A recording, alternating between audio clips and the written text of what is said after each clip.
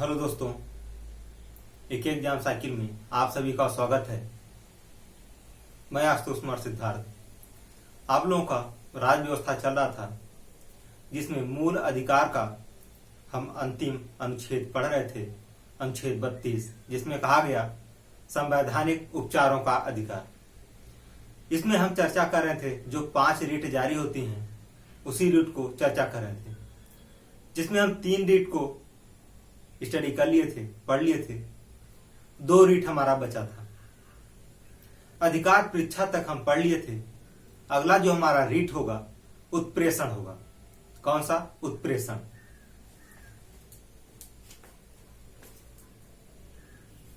राज्य व्यवस्था,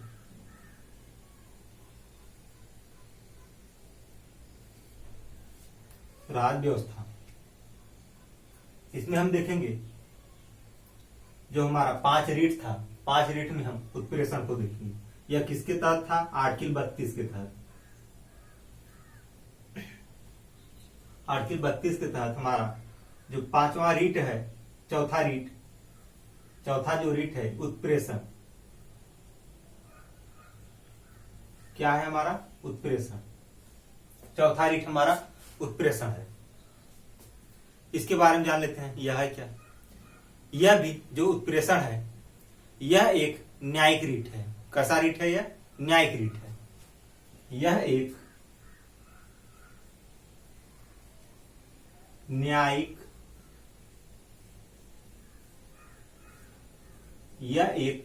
न्यायिक रीट है, जिसका प्रयोग उच्चतर न्यायालय के द्वारा अधीनस्थ न्यायालय द्वारा किए गए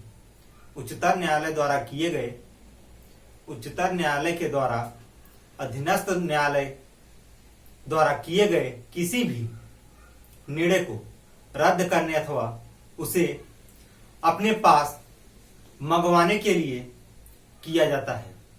किसका प्रयोग किया जाता है? उत्प्रेषण का प्रयोग किया जाता है। देख लेते हैं। जिसका प्रयोग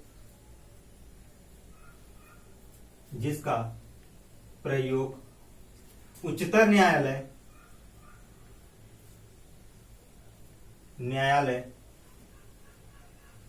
द्वारा अधीनस्थ न्यायालय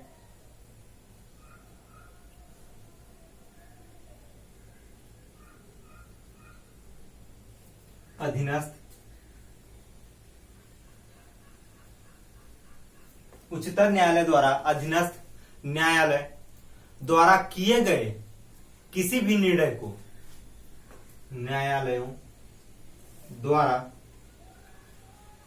किए गए किसी भी निर्णय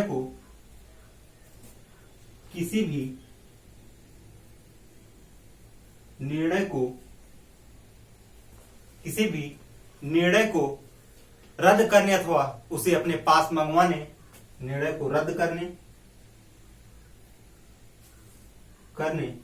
अथवा उसे अपने पास मंगवाने,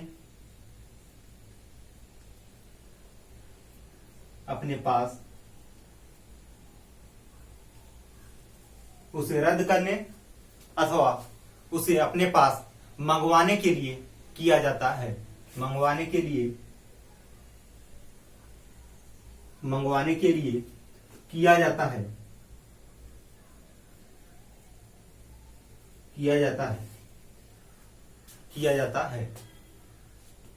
तथा मंगवाने के लिए किया जाता है तथा न्यायालय मामलों से संबंधित सूचना भी प्राप्त कर सकता है। न्यायालय मामलों से संबंधित तथा न्यायालय मामलों से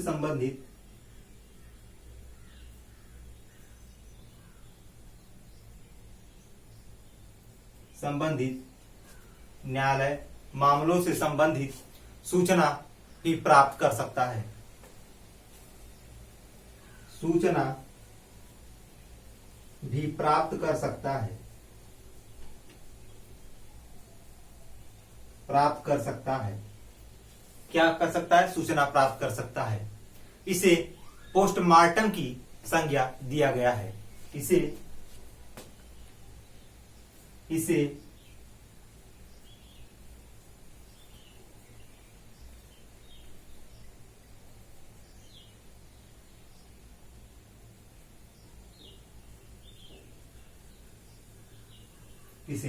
पोस्टमार्टम की संज्ञा दी गई है।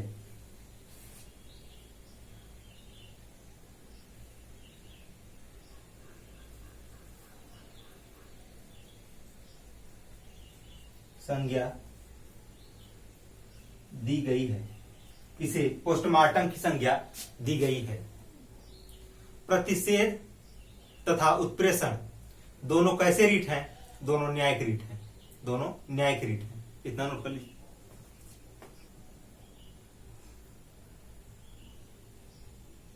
चलिए, हो गया होगा।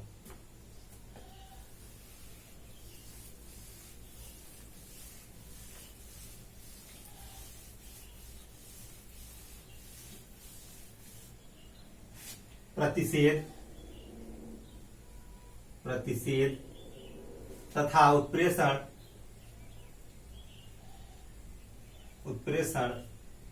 दोनों न्यायिक रीट हैं। न्यायिक रीट हैं। दोनों कैसे रीट हैं? दोनों न्यायिक रीट हैं, जिसका प्रयोग केवल उच्चतर न्यायालय के द्वारा अधीनस्थ न्यायालयों के विरुद्ध किया जाता है। उच्चतर न्यायालय के द्वारा अधीनस्थ न्यायालयों के विरुद्ध किया जाता है, जिसका प्रयोग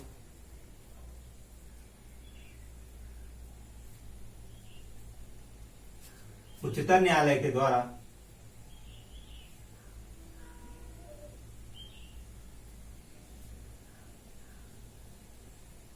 उच्चतर न्यायालय के द्वारा अधीनस्थ न्यायालयों के विरुद्ध किया जाता है। अधीनस्थ न्यायालयों के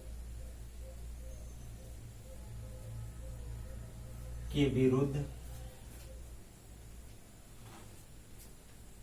किया जाता है। विरुद्ध किया जाता है। यह इसका प्रयोग यानी उत्प्रेषण का जो है प्रयोग उच्चतर न्यायालय के द्वारा अधीनस्थ न्यायालयों के विरुद्ध किया जाता है। व्यवस्थापकीय, कार्यपालिका या प्रशासनिक अधिकारियों के विरुद्ध इसका प्रयोग नहीं किया जाएगा। व्यवस्थापकीय,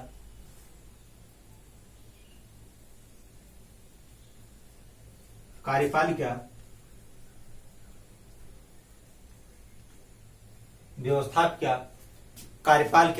या प्रशासनिक अधिकारियों के विरुद्ध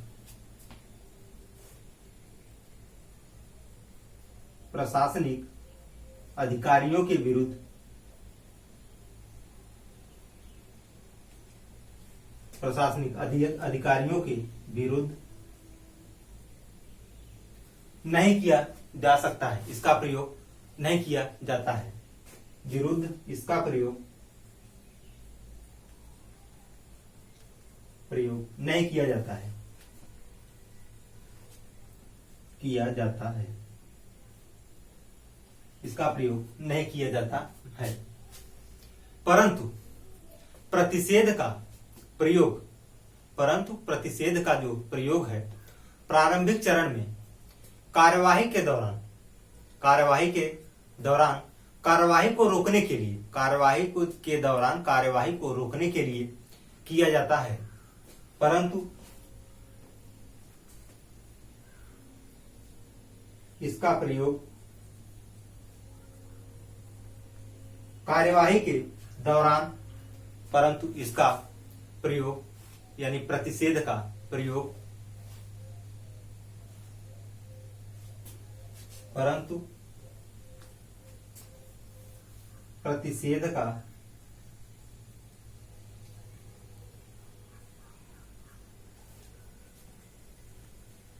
परंतु प्रतिषेध का प्रयोग प्रारंभिक चरण में कार्यवाही के दौरान प्रयोग प्रारंभिक चरण में कार्यवाही के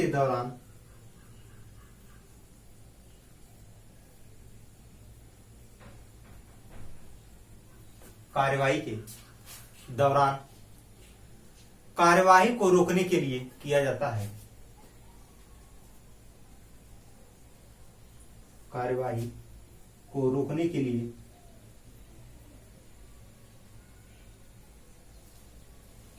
किया जाता है।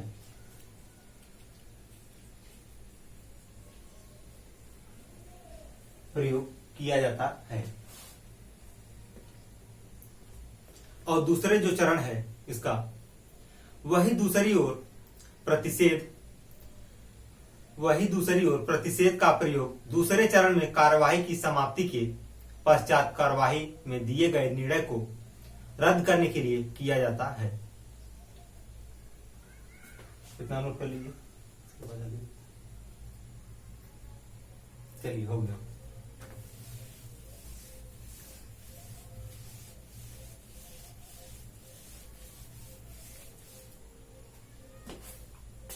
वहीं दूसरी ओर उत्प्रेषण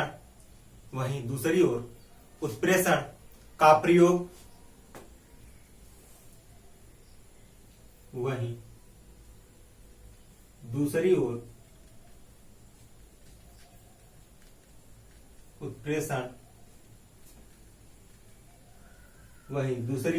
उत्प्रेषण का प्रयोग दूसरे चरण में कार्यवाही के समाप्ति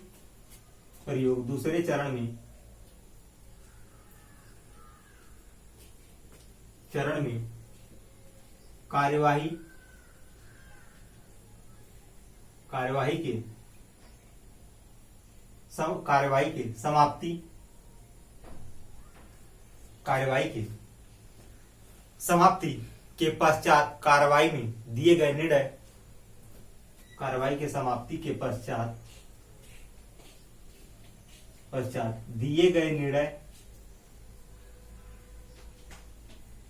दिए गए निर्णय को रद्द करने के लिए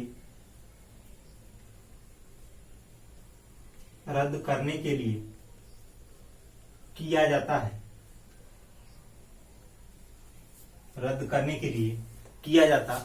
है। यानी दूसरे चरण में उत्प्रेषण जो है हमारा, इसका प्रयोग दूसरे चरण में कार्यवाही की समाप्ति के पश्चात कार्यवाही में दिए गए निर्णय को रोकने का कार्य कौन करता है? उत्प्रेषण करता है। अब हम इसमें पढ़ेंगे अगला जो है हमारा अधिकार परीक्षा, 5वां। इतना नोट कर लीजिए।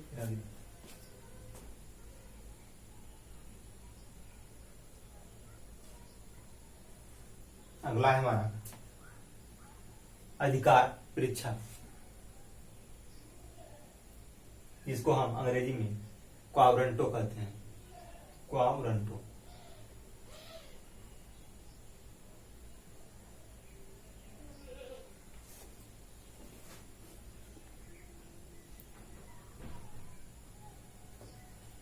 चलिए यह हो गया। अगला देखते हैं। अगला हमारा कौन सा रीट है? अंतिम 5वां रीट, अधिकार परीक्षा।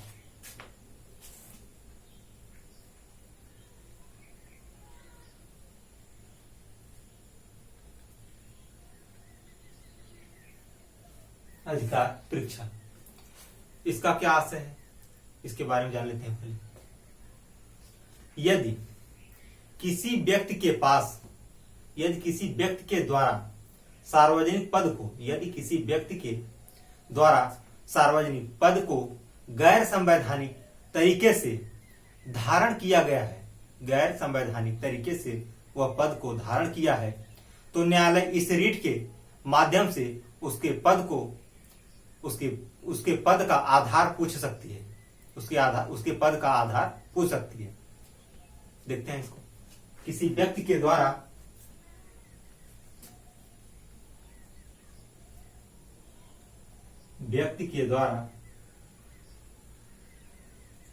किसी व्यक्ति के द्वारा सार्वजनिक पद को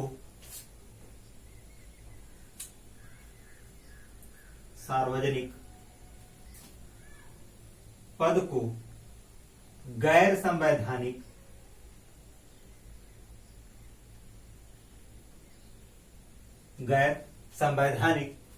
तरीकों से धारण किया गया है, संवैधानिक तरीकों से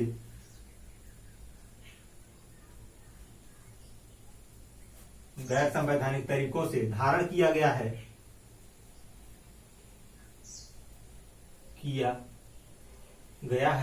गैर संवैधानिक तरीकों से धारण किया गया है, तो न्यायालय इस रीट के माध्यम से उसके पद का आधार पूछ सकती है। किया गया है तो न्यायालय इस रीट के माध्यम से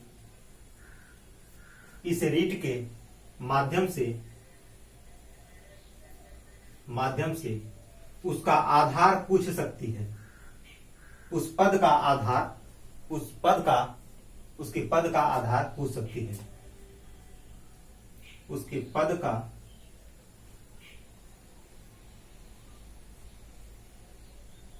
आधार पूछ सकती है। यानी न्यायालय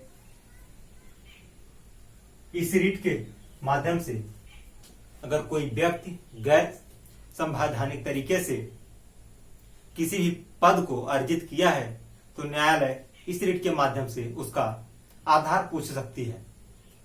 इतना नोट कर लीजिए।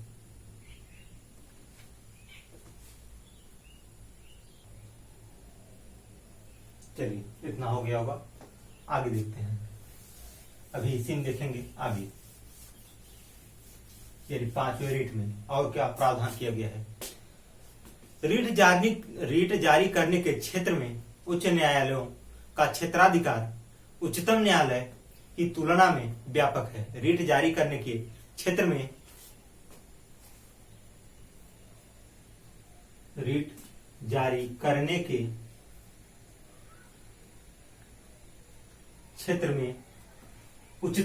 उच्च न्यायालय के द्वारा उच्च न्यायालय का क्षेत्राधिकार जो है, उच्च न्यायालय का क्षेत्राधिकार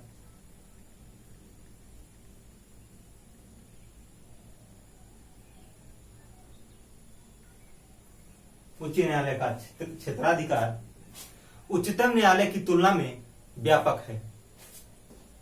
अधिकार उच्चतम न्यायालय की तुलना में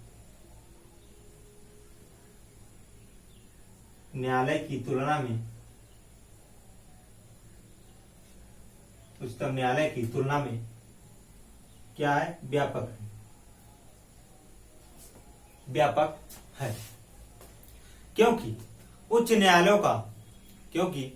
न्यायालयों को मूल अधिकारों के साथ साथ अन्य मामलों में भी उच्च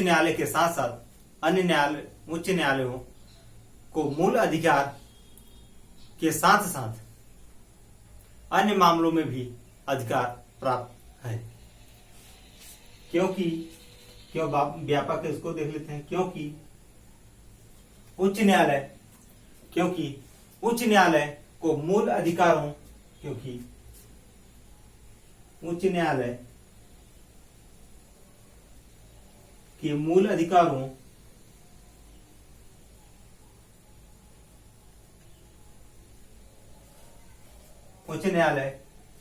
के मूल अधिकारों के साथ साथ अन्य मामलों में भी अधिकार प्राप्त है। मूल अधिकारों के साथ साथ अन्य मामलों में भी अधिकार प्राप्त है। के साथ साथ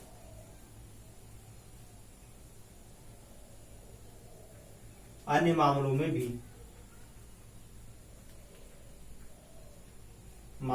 भी अधिकार प्राप्त है। अधिकार क्या है? प्राप्त है। इसलिए यह व्यापक है, इसलिए यह व्यापक है। परंतु उच्च न्यायालय रीट जारी करने से इनकार कर सकता है। परंतु उच्च न्यायालय जो है, परंतु उच्च न्यायालय रीट जारी करने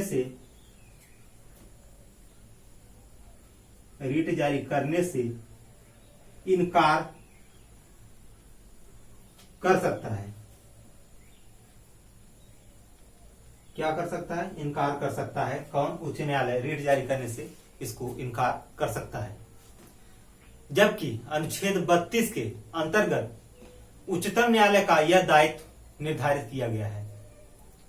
जबकि उच्चतम न्यायालय के द्वारा अनुच्छेद 32 के अंतर्गत यह दायित्व निर्धारित किया गया है।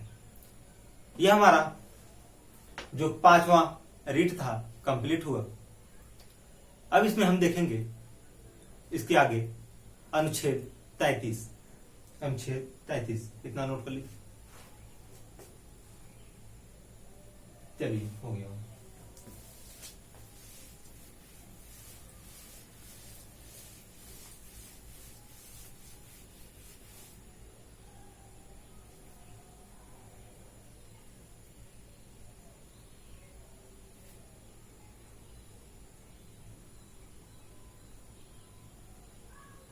अनुच्छेद 33 इसके अंतर्गत संसद को यह शक्ति प्रदान की गई है। इसके अंतर्गत संसद को यह शक्ति प्रदान की गई है कि वह सशस्त्र बलों, सैनिक, अर्धसैनिक बलों, पुलिस, खुफिया एजेंसियों के मूल अधिकारों को प्रतिबंधित करने के लिए विधि का निर्माण करे तथा संसद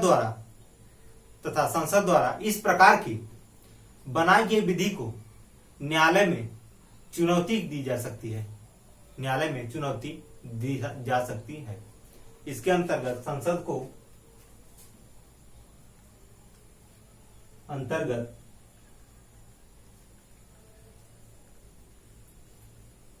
को यह शक्ति प्रदान की गई है। यह शक्ति प्रदान की गई है कि वह सशस्त्र बलों, अर्धसैनिक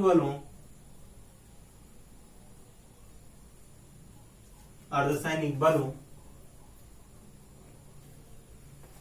खुफिया, पुलिस, खुफिया एजेंसियों के मूल अधिकारों को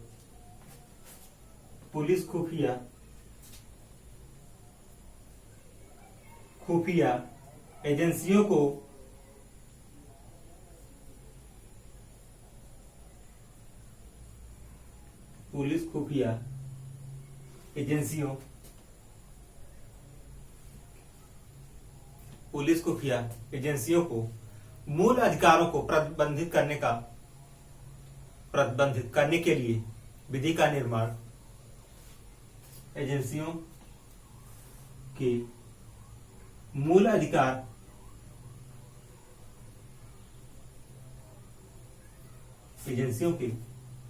मूल अधिकार को प्रतिबंधित करने के लिए मूल अधिकारों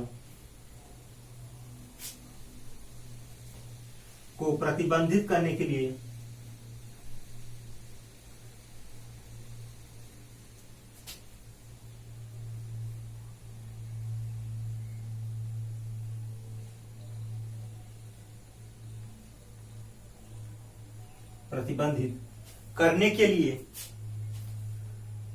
विधि का निर्माण करें तथा संसद द्वारा के लिए विधि का निर्माण करें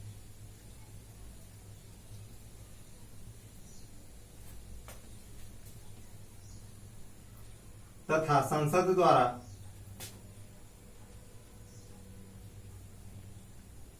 विधि का निर्माण करें तथा संसद द्वारा इस प्रकार की बनाई गई विधि को न्यायालय में चुनौती दी जा सकती है।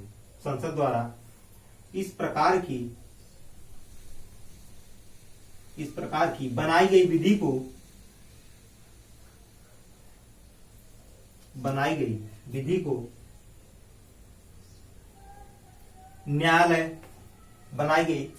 को न्यायालय में चुनौती दी जा सकती है। विधि को न्यायालय में चुनौती दी जा सकती है। न्यायालय में चुनौती दी जा सकती है।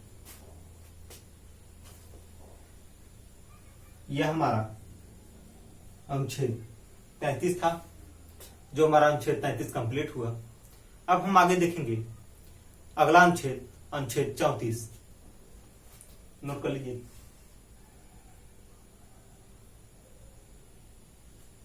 चलिए,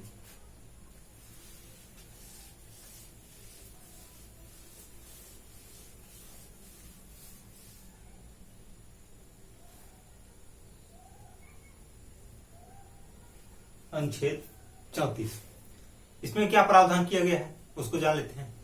इसके अंतर्गत संसद के सैन्य शासन के दौरान सेना द्वारा किए गए कार्यों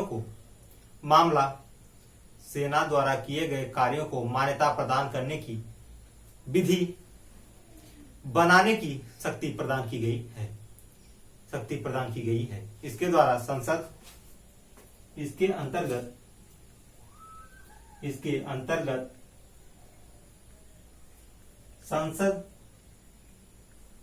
अंतर्गत संसद को सैन्य शासन के दौरान सैन्य शासन के इसके अंतर्गत संसद को सैन्य शासन के दौरान सेना द्वारा किए गए कार्यों को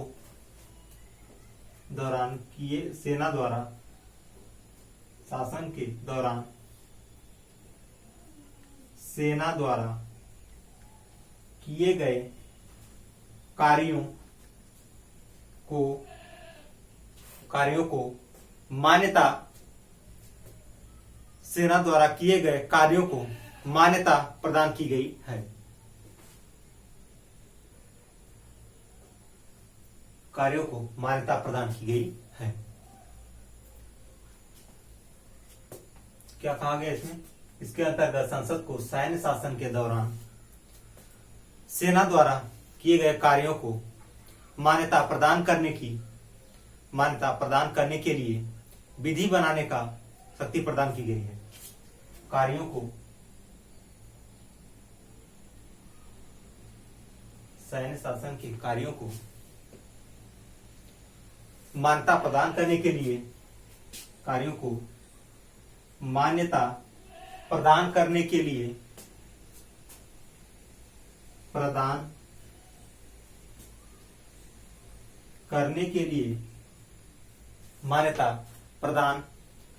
लिए विधि बनाने की शक्ति प्रदान की गई है।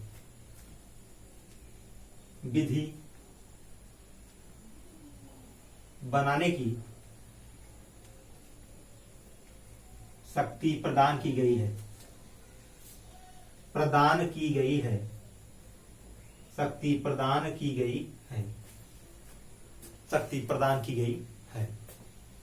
अब इसमें क्या कहा गया आगे? इसके न्यायालय यानी इसे न्यायालय में चुनौती दी जा सकती है, इसे न्यायालय में चुनौती नहीं दी जा सकती है। इसे न्यायालय में चुनौती नहीं दी जा सकती है। इसे न्यायालय में चुनौती नहीं दी जा सकती है।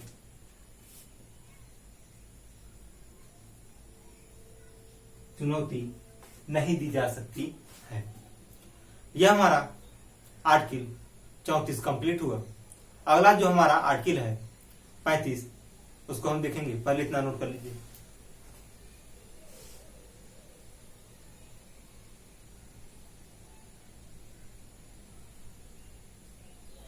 चलिए हो गया।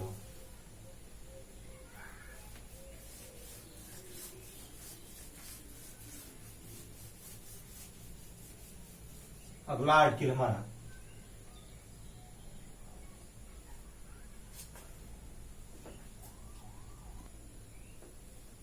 35। इसमें क्या प्रावधान किया गया? इसमें कहा गया इसके अंतर्गत मूल अधिकार को प्रभावी बनाने के लिए, इसके अंतर्गत मूल अधिकार को प्रभावी बनाने के लिए,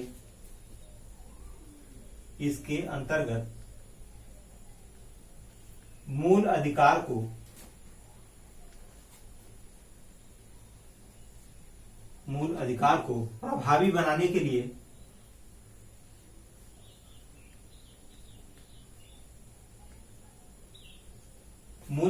को प्रभावी बनाने के लिए विधि निर्माण की शक्ति संसद को प्रदान की गई है।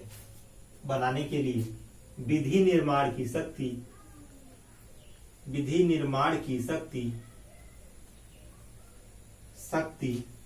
संसद को प्रदान की गई है। संसद को प्रदान की गई है।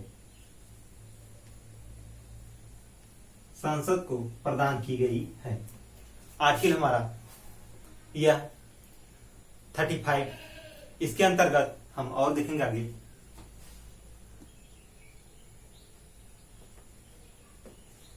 निर्माण यानी विधि बनाने का जो शक्ति का निर्माण है किसको प्राप्त है? संसद को प्रदान की गई है।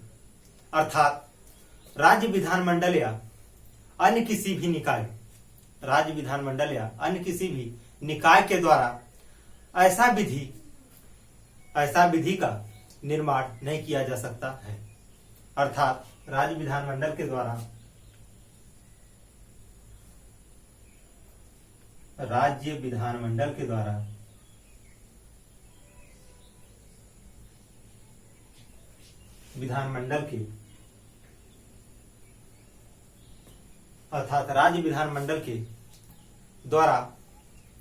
राज्य विधानमंडल या अन्य किसी भी राज्य विधानमंडल या अन्य किसी भी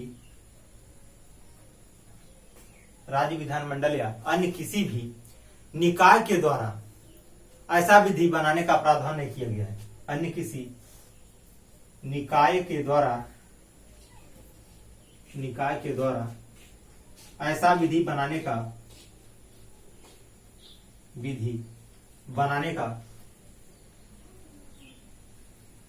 प्रावधान नहीं किया